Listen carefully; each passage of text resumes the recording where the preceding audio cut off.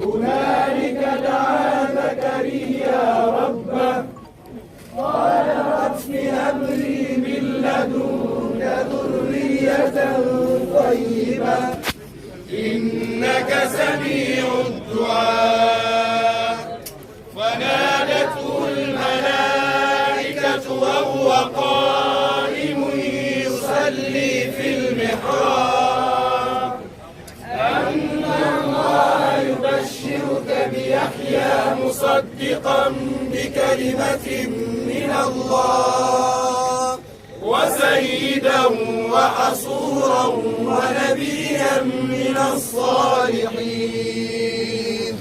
قال رب أنى يكون لي غلام وقد بلغني الكبر وامرأتي عاقر. قال كذلك الله يفعل ما يشاء. قال رب اجعل لي